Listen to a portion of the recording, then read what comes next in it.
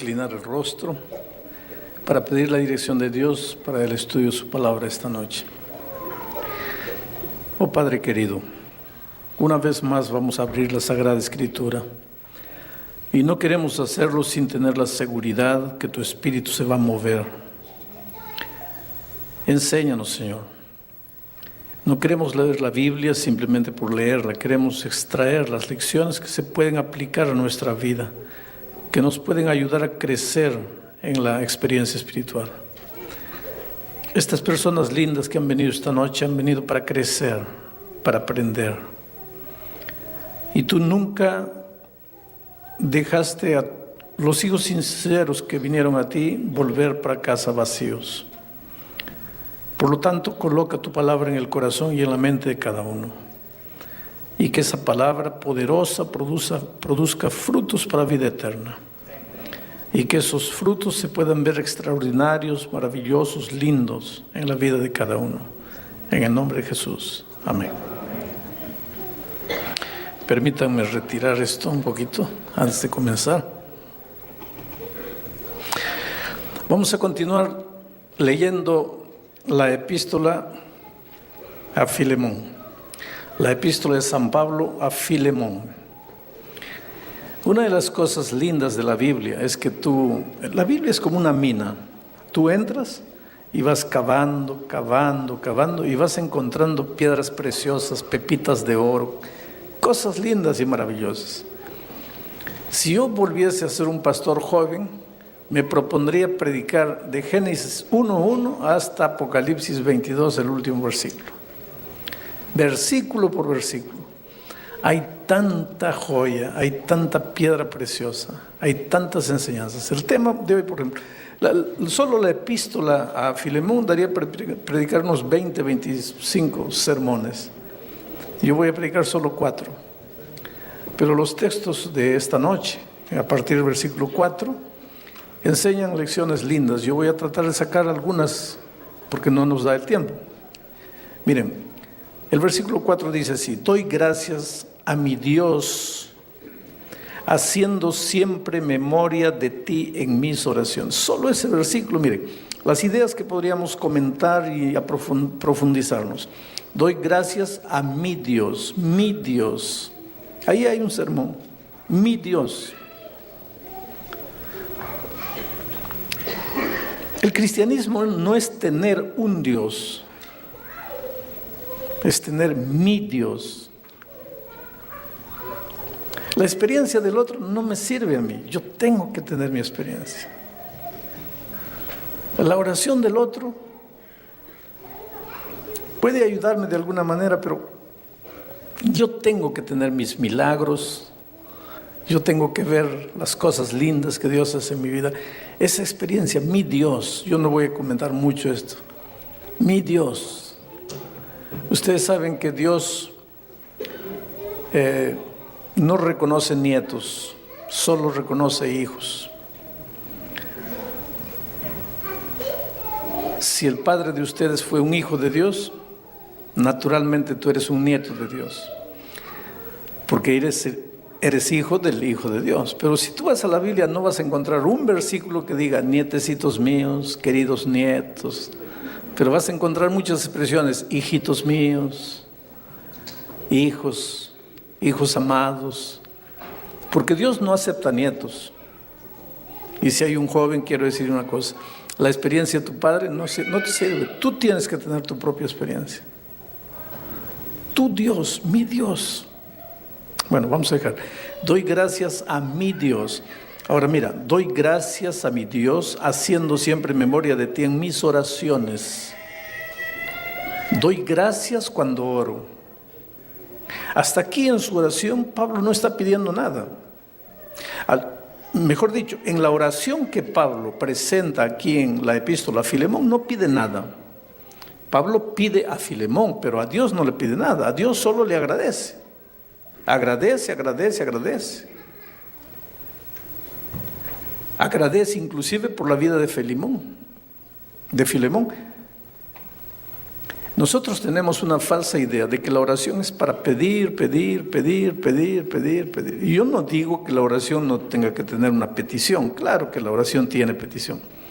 Pero 90% de la oración debería ser gratitud. Reconocimiento de las cosas maravillosas que Dios ha hecho. El otro día alguien me dijo, pero pastor, Dios no hace nada maravilloso en mi vida, ¿de qué le voy a agradecer? Está todo mal, no tengo empleo, no tengo documento, no tengo salud, mi hogar destruido. Agradécele. Debemos agradecer a Dios inclusive porque las cosas no están saliendo como queremos. Debemos agradecer a Dios inclusive porque las cosas aparentemente nos están saliendo mal. Estoy viendo colportores por ahí, no sé. Mi corazón me dicen que son colportores. ¿Esos de corbata roja son colportores o no? Ah, son diáconos. Tienen cara de colportores. Cuando no te abren la puerta, agradece a Dios. ¿Tú serías capaz de recibir el diagnóstico del médico que dice que estás con cáncer y arrodillarte y agradecer a Dios? Difícil, ¿no es cierto? Pero ¿sabes por qué es eso? Porque estamos acostumbrados solo a pedir. Y la oración para nosotros es un instrumento de convencer a Dios para que haga lo que queremos. Pero oración no es eso. Porque Dios sabe lo que necesitas antes que pidas cualquier cosa. Entonces, si Él ya sabe lo que necesitas, ¿por qué tienes que orar? Es que tú no oras para convencerle a Dios de nada. Si alguien quiere hacerte el bien, es Dios. Si alguien quiere que tengas un buen empleo, si alguien quiere que tengas buena salud, si alguien quiere que tengas un hogar feliz, si tu hijo está aplicando para una gran empresa, si alguien quiere que tu hijo entre, es Dios, más que tú. Dios quiere lo mejor de lo mejor para ti. Entonces no creas que tú pasas la noche toda, Señor, que mi hijo entre a la empresa, que mi hijo entre, que mi hijo... Dios te va a contestar. Ese es el concepto que nosotros tenemos. Dios ya te contestó hace mucho tiempo. Dios quiere lo mejor de lo mejor para ti. Pero ¿y si no entra? Y si no entra es porque eso es lo mejor para ti y para tu hijo. Solo que es duro aceptar eso. Es duro aceptar eso. Yo tengo un hijo abogado y él estaba en el último año de Derecho, estaba haciendo prácticas en el más grande estudio de abogacía de la ciudad de Brasilia, donde están todos los tribunales, la capital del Brasil. Y él estaba feliz y agradecía a Dios, qué bendición que me dieron la oportunidad de hacer prácticas aquí, porque si hago un buen trabajo, pues me van a asimilar al más grande escritorio o buffet de abogados de aquí. Y un viernes, bueno, cuando él entró, dijo que no podía trabajar el sábado. Le dijeron, está bien, no hay problema, pero un viernes el jefe le dijo, mira, mañana a las 10 de la mañana te necesito aquí. Él le dijo, pero hicimos un trato, yo no puedo. Pero es solo mañana, nuestro trato sigue en pie, todos los sábados tienes libre, solo mañana. Es una excepción, yo no estoy diciendo que trabajes todos los sábados. Sí, doctor, pero no puedo. ¿Cómo no puedes? Yo te doy todos los sábados, tú no me puedes dar un hito. Vamos a ser un poco maleables. Toda verticalidad no funciona en nada. Doctor, no puedo. ¿Quién es tu pastor para pedirle permiso? No, que no se trata de mi pastor, se trata de mí. Pero tú no eres un abogado, tú no tienes cabeza abierta. No me vas a decir que una horita va a destruir tu fe, va a mudar no. Doctor, no puedo. Bueno, yo te espero. Ahora, si no vienes mañana, el lunes ya no te presentes. Y él llegó a la casa triste. ¿Qué hago, papá? Le digo, haz lo que tu conciencia te dice, lo que Dios te dice. Y no fue. El lunes se presentó. Y cuando el jefe lo vio, le dijo, ¿qué dijimos? No te presentabas el sábado, no venías hoy. Acabó, chao, estás fuera. Yo vi a mi hijo sufrir y de cierta manera estremecer su fe. Porque lo primero que él dijo fue lo siguiente: Yo fui fiel a Dios. Mira lo que Dios me hace. ¿Sería justo raciocinar así? Desde el punto de vista humano, sí. Porque nadie se alegra cuando las cosas van mal. Te despiden del empleo, ¿vas a agradecerle a Dios? Te dicen que estás con cáncer, ¿vas a agradecerle a Dios? Te dicen que tu hijo acaba de morir, ¿vas a arrodillarte y agradecer a Dios? Un ser humano normal difícilmente va a hacer eso. Pero difícilmente, si no nos hemos acostumbrado a hacer de la oración agradecimiento. Pero si hemos aprendido a agradecer, no va a ser difícil agradecer en los momentos difíciles. Pero si hemos hecho de la oración solo petición, cuando los momentos difíciles llegan, no vamos a poder agradecer. Yo me arrodillé con mi hijo y le dije, mira hijo, hay una cosa, Dios no falla. Aparentemente falló, pero eso es aparentemente, porque Dios no falla. Dios te va a abrir una puerta, pero papá, ¿qué puerta? Estoy en el último año de derecho, esta era la gran oportunidad de mi vida. Y ahora te voy a decir una cosa que le dije a mi hijo. Cuando aparentemente Dios te cierra una puerta, es porque te está abriendo una puerta más grande. Cuando aparentemente Dios demora en responder la oración como tú quieres, es porque tú todavía no estás preparado para recibir la bendición. Porque a veces tu corazoncito es de este tamaño y Dios tiene para ti una bendición enorme que no cabe en tu corazoncito. Y el instrumento que Dios tiene para que tu corazón sea grande, para que quepa la grande bendición que tiene Dios por ti, el instrumento para hacer crecer tu corazón se llama tiempo, se llama espera. Inclusive hablando de la venida de Jesús, la Biblia dice, y si tardar, ¿qué? Espéralo. Espéralo. Espera. No están saliendo las cosas como quieres. Calma. Pero pastor, ¿hasta cuándo? Hasta que tu corazón se haya abierto de tal manera que quepa la bendición de Dios. Calma. Un mes después mi hijo consiguió la oportunidad de hacer prácticas en el Consejo Federal de Medicina. Fue allá. Ya pasaron 12, 13 años de ese día. Hoy día mi hijo es el abogado del Consejo Federal de Medicina. Y él aprendió una cosa. Cuando las cosas no salen como quiero, Dios tiene algún otro plan para mí. Solo que a veces para aprender eso nosotros tenemos que llorar, queridos. ¿Sabes que las lágrimas, el dolor, el sufrimiento es la mejor manera de aprender?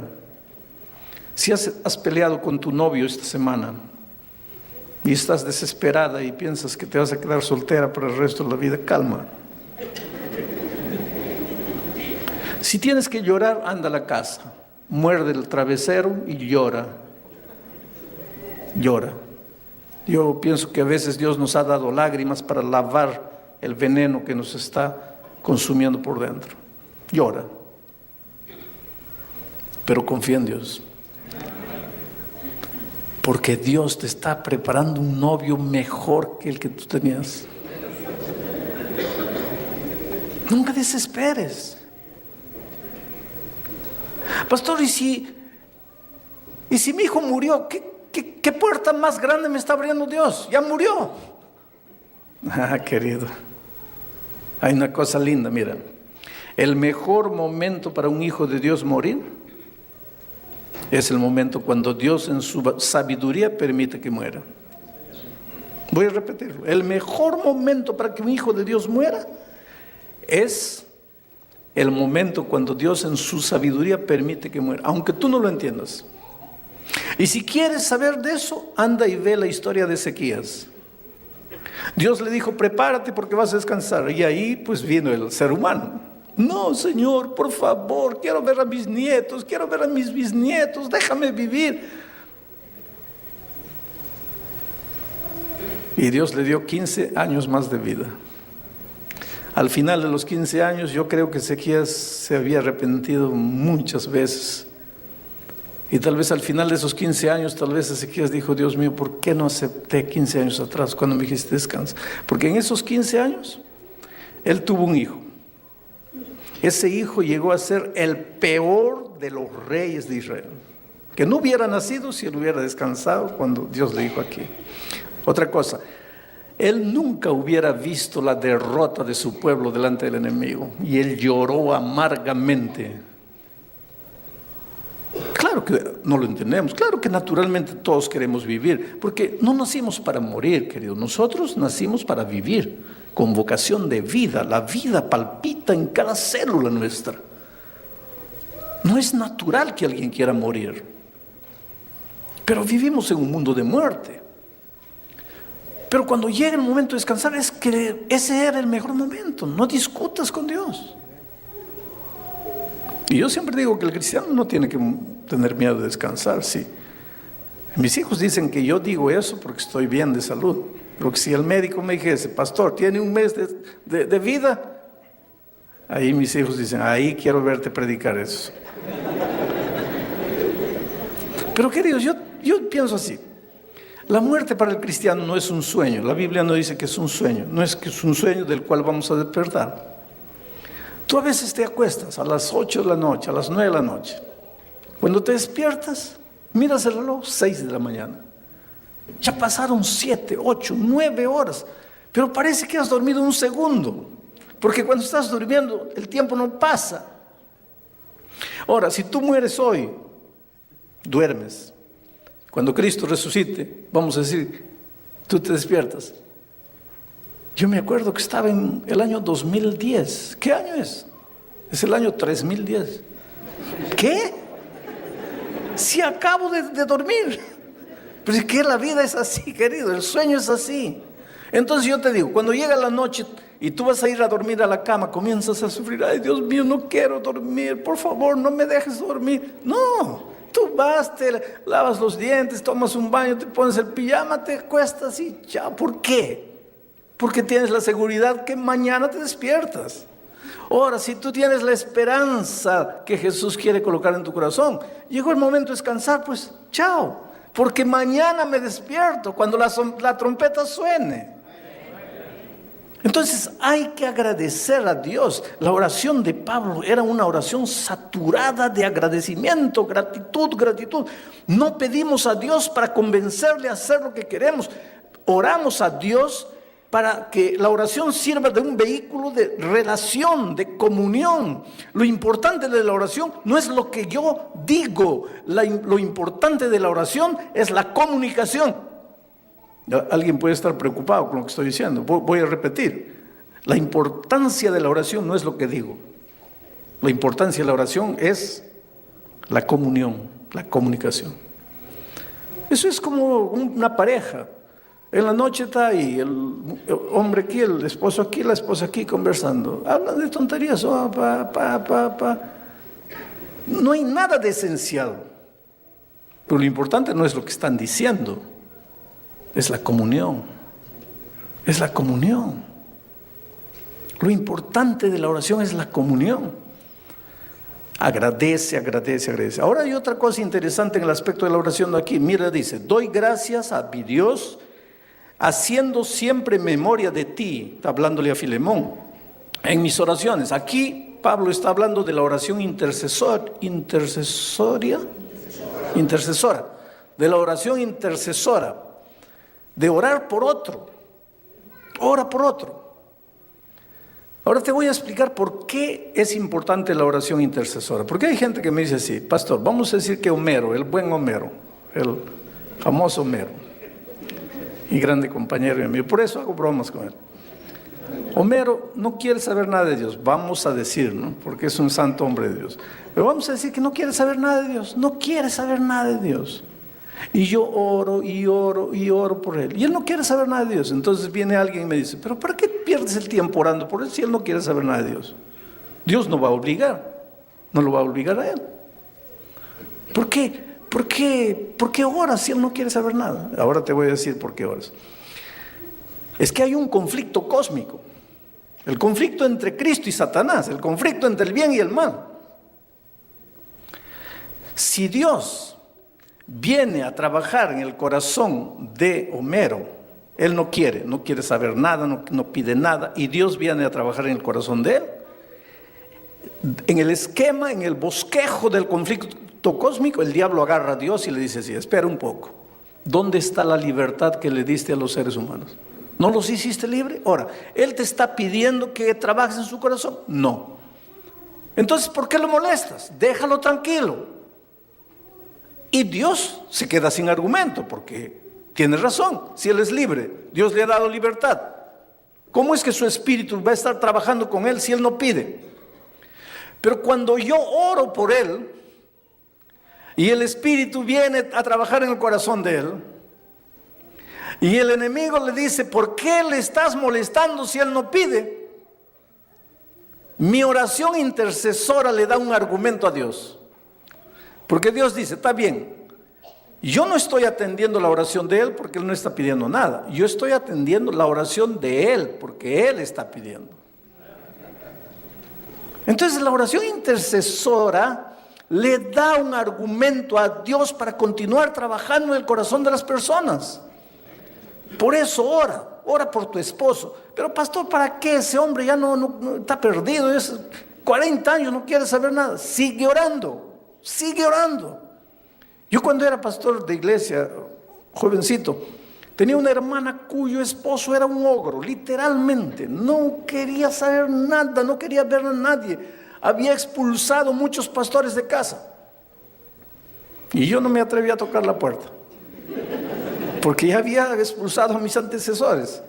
Yo era un muchacho inexperiente. Hay muchas cosas que yo hice en la vida y de las cuales me arrepiento. Me arrepiento de no haber tocado la puerta, pero no toqué. Pero confortaba a la hermana y le decía: hermana, calma, sigue orando, un día su esposo se va a convertir.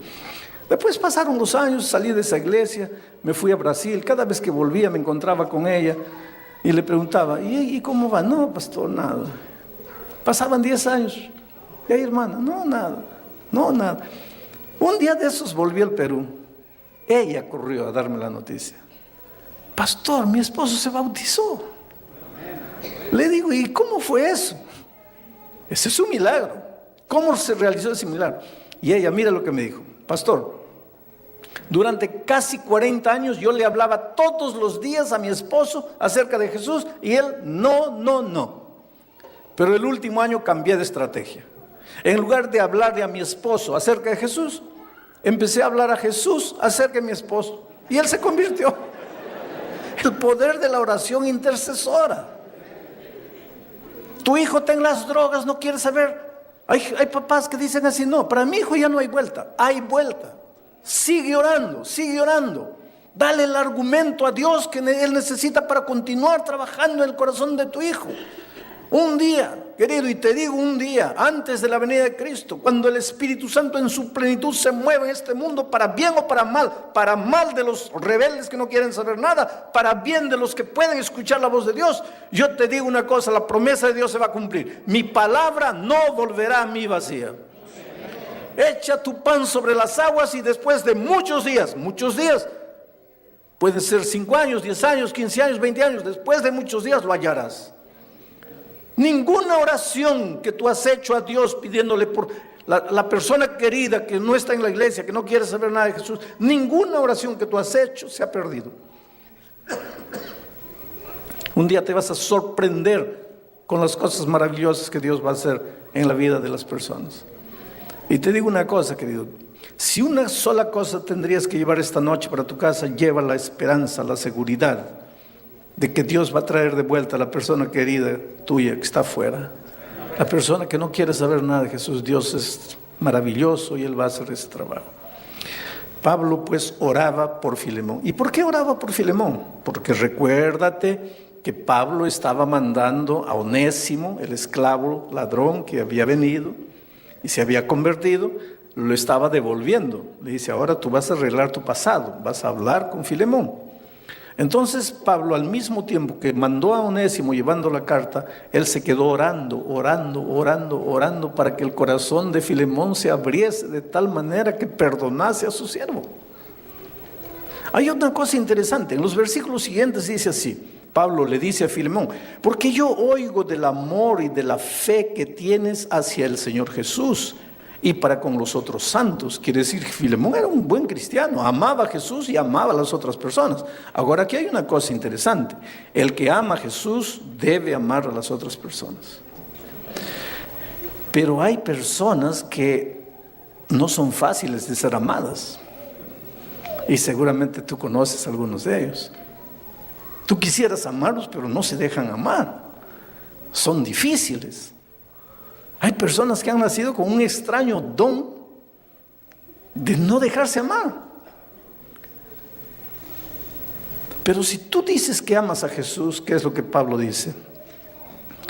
Por eso es que Pablo oraba por Filemón. Oro por ti, para que ese tu amor por Jesús se revele también por tus hermanos. Pero no solo por ellos, sino por este esclavo que te robó y está volviendo a ti. Porque es maravilloso amar al hermano. Es fácil amar al que te hace bien. Pero amar al vecino que te hace una bulla terrible ahí en el piso de encima. Orar al vecino cuyo perro viene y orina en tu puerta. Orar al vecino que tiene un loro que te despierta todos los días a las 5 de la mañana. Orar a la persona que habla mal de ti. Orar a la persona que no te saludó. Orar a la persona que un día tú estabas andando y él estaba hablando con otra persona, pero hablando mal de ti. Y después te sonríe. Y entonces tú llegas a la conclusión, este es un hipócrita. Amar a esa persona. ¿Cómo es posible amar a una persona así? No es fácil. Quiere decir, Pablo le dice a Filemón, tú amas a Dios. Tú amas a los que están a tu lado, pero ahora quiero ver si tú amas a Onésimo, que te robó, que te hizo mal, que te traicionó, que te falló. Y es por eso que oro por ti, porque solo Dios te puede dar la capacidad de amar a quien te hizo mal. Y querido, te digo una cosa, tienes que perdonar y amar al que te hizo mal.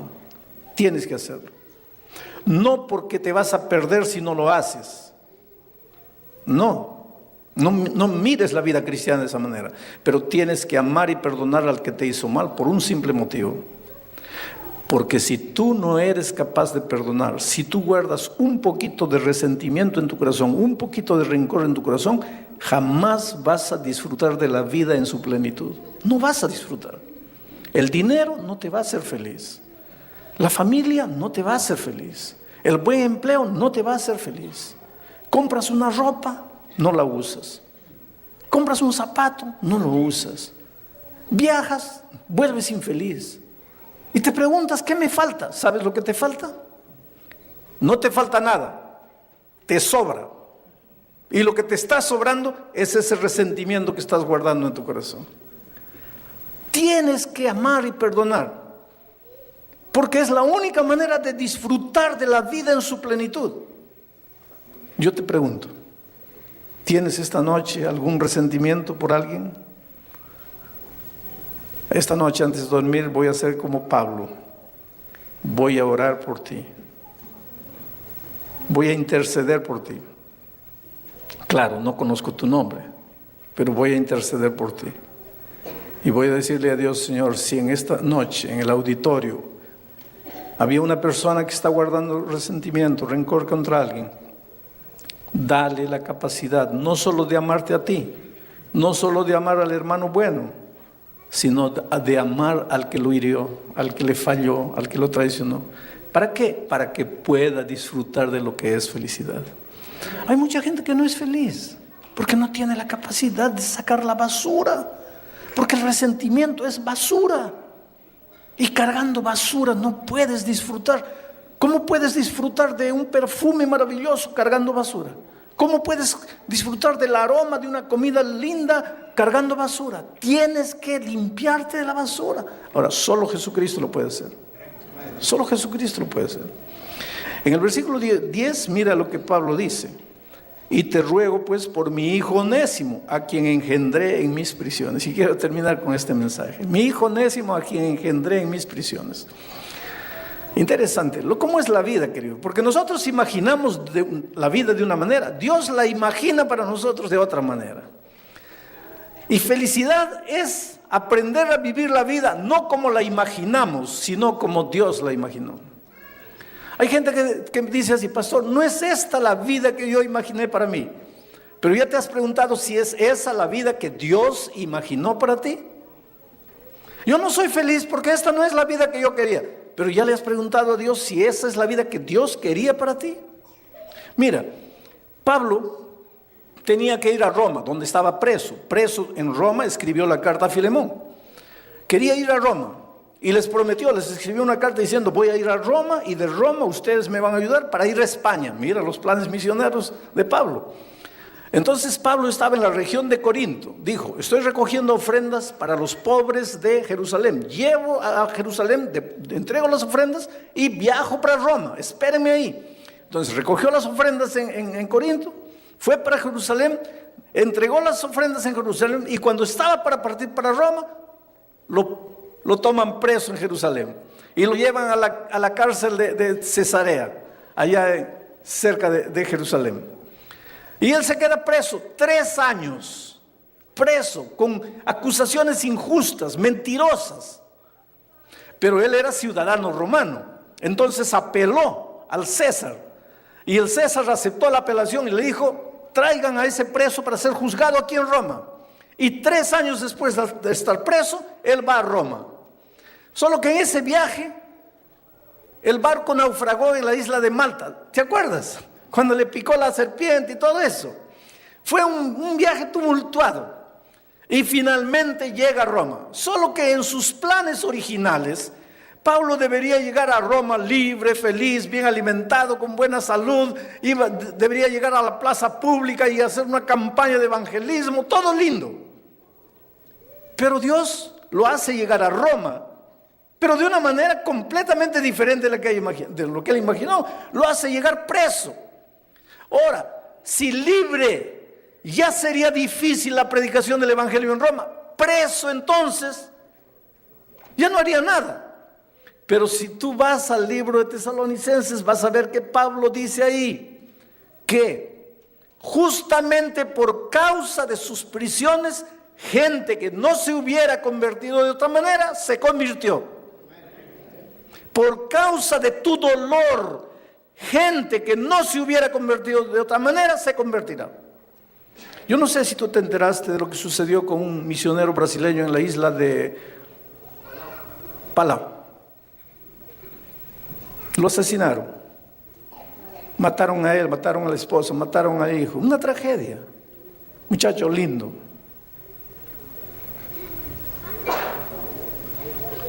Los padres de él viajaron para allá. Imaginen encontrar a su hija, la nuera, la nieta muerto, y al nieto muerto y a la nietecita toda herida. Lo primero que tú imaginarías es: ¿dónde está Dios? ¿Qué Dios es ese que no cuida? Esa madre no debería tener rencor por ese asesino. Agarraron al asesino 24 horas después. Cuando la madre llegó allá, ya estaba preso el asesino. Lo había hecho drogado, dominado por las drogas. Y ella pidió: yo quiero ver al asesino de mi hijo. Y fue a la prisión. Y todas las cámaras de la televisión ahí, para ver qué es lo que va a decir esta señora al asesino del hijo. Todos los órganos de información ahí. Y ella fue, ahí estaba, cara a cara con él. ¿Cómo estarías tú? ¿Qué sentirías delante del que mató a tu hijo? ¿Qué le dirías?